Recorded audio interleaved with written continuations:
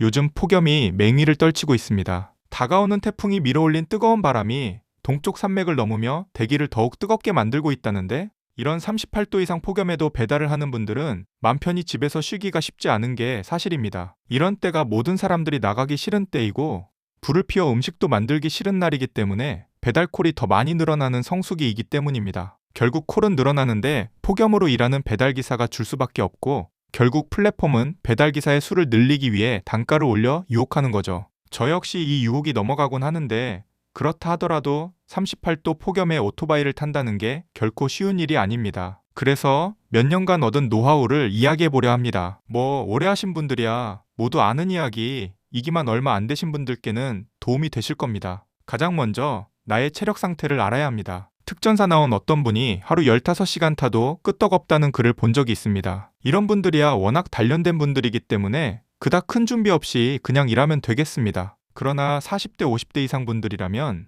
이 폭염을 이겨내기가 결코 쉽지 않을 것입니다. 그렇다면 일을 줄이거나 하지 말아야 합니다. 돈보다 몸이 더 중요하니까요.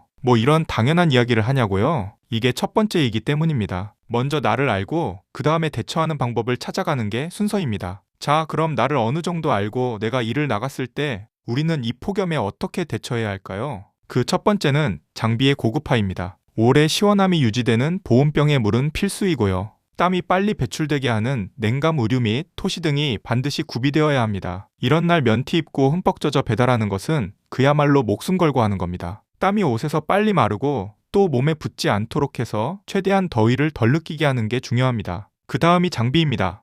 요즘 많은 분들이 선풍기 조끼들을 활용합니다. 선풍기 조끼는 바람을 몸 안으로 불어넣어주어 더위를 식혀준다고 합니다. 그러나 워낙 더운 날 탓에 그 바람조차 더워 소용없다는 분들이 있죠. 그때 더 할 수 있는 것이 냉매팩입니다. 냉장고에서 얼린 냉매팩을 조끼 주머니에 넣고 선풍기 바람을 불어주면 효과를 훨씬 좋아지게 됩니다. 저 같은 경우엔 선풍기 바람을 이용하지 않고 그냥 냉매팩만 조끼 주머니에 넣고 다닙니다. 최대 2시간까지 이 폭염에 냉매팩이 견뎌줍니다. 저 같은 경우엔 체력이 그 이상은 불가능하기 때문에 1시간 또는 1시간 반 정도 일하고 냉기가 없어지기 전에 퇴각합니다. 이렇게 장비를 갖추는 것은 더위를 이기는 매우 중요한 포인트가 될 것입니다.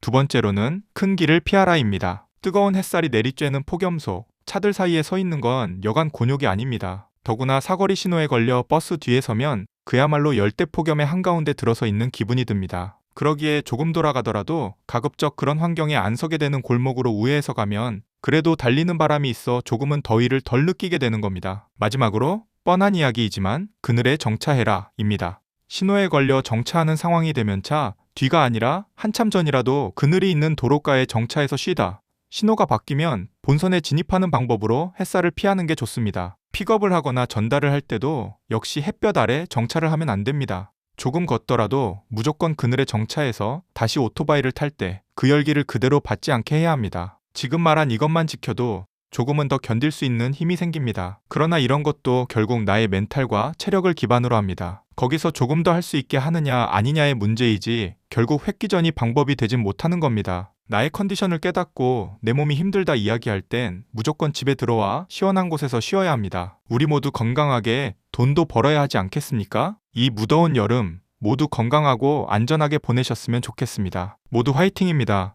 열정 쓰리잡이었습니다. 열스.